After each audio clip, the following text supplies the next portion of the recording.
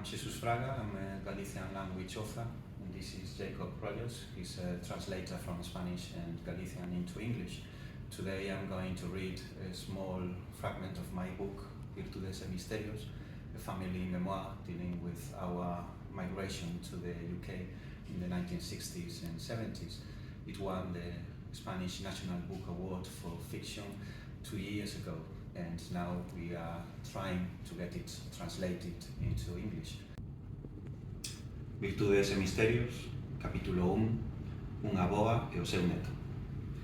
Cando a avoa se anoxaba, acendíaselle un brillo de fereza nos ollos e apertaba os dentes nun aceno severo que lle tiraba do queixo para arriba e lle tensaba as engurras.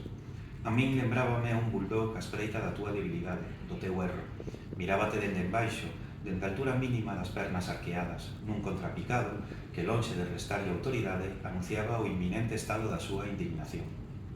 Cando a avoa se anoxaba comigo, debíase case sempre a que eu lle levaba contraria nas súas opinións incontestables, ou unha lea que, segundo ela, era culpa miña, pero que, cría eu, era froito dun malentendido. Tanto lle tiñan os meus razoamentos que retrucaba sen posibilidade de apelación. Ti estás wrong.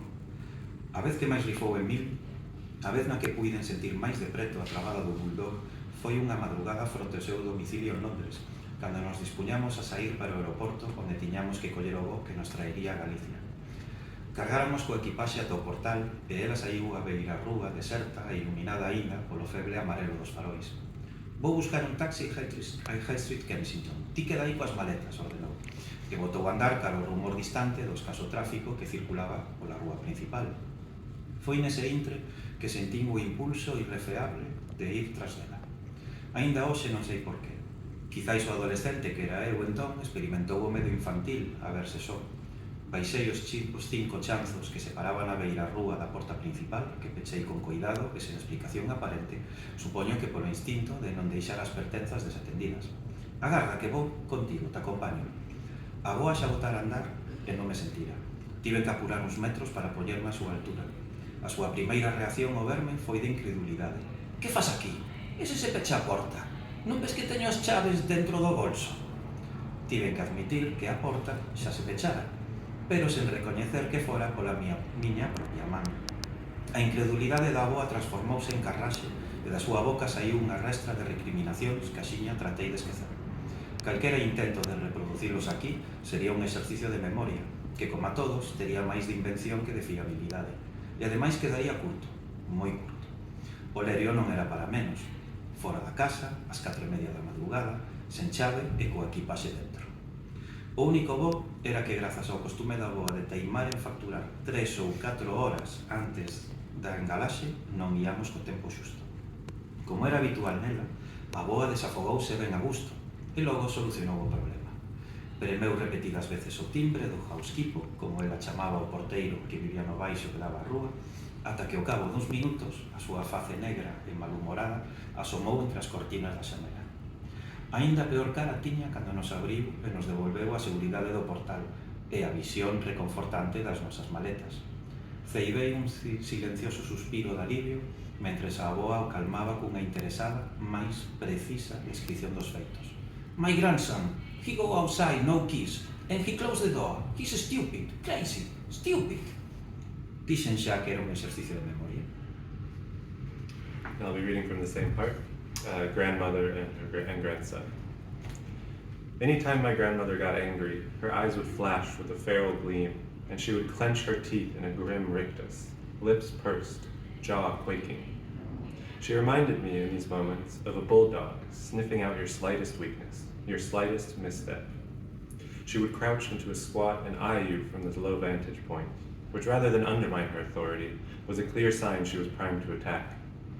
When my grandmother got angry with me, it was almost always because I'd either questioned her infallible opinions, or because some problem had arisen which, according to her, was my fault, but which, from my perspective, was purely misunderstanding. She didn't care what I had to say, batting away my defenses with an unmatchable argument. Estás wrong. The angriest she's ever been with me, the nearest I've ever felt the bulldog's fangs to my face, was one morning outside her flat in London. We were on our way to the airport to catch a flight to Galicia and had lugged our suitcases down to the vestibule. I'm going to see if I can find a taxi at High Street, Kensington. You stay here with our things, she had ordained, before opening the door and descending the steps down to the pavement, still deserted and lit by the feeble yellow of the street lamps at these early hours of the morning. Watching her walk in the direction of the faint murmur of traffic from the main road, I felt a sudden, irrepressible urge to follow her. To this day, I still don't know why I acted on it. Maybe it was an impulsive, childish fear of being left alone. Whatever the case, I rushed down the 5 steps separating the pavement from her front door, which I'd made sure to shut. I guess out of some instinct not to leave our belongings unattended.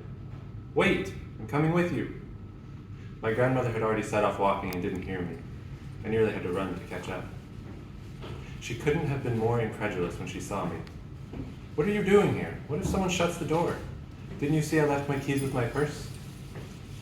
I confessed that the door had already been shut, though I neglected to mention that I was the culprit. Predictably, her incredulity turned to rage, followed by a litany of vehement curses, which I immediately set to work repressing. Any attempt to reproduce them here would be an exercise in memory, and exercises in memory are always more of a reinvention than a retelling. And anyway, I'd never be able to do the experience justice. Things weren't looking good for us, stuck outside my grandmother's building at 4 a.m. with no key and all our bags inside. The only bright spot was that thanks to my grandmother's perennial insistence on arriving 3 or 4 hours before takeoff, we still had loads of time. As was her custom, as soon as my grandmother had finished discharging her anger, she solved the problem. She rang the bell for the housekeeper, as she called the housekeeper who lived in the street-level flat. After a few minutes, his black face finally peeked grumpily out from behind the curtains. He was even grumpier when he came out and opened the front door, returning us to the security of the vestibule and the relieving sight of our luggage. I let out a silent sigh of relief, while my grandmother placated him with a self-interested, albeit accurate, version of events. My grandson, he go outside no keys, and closed the door.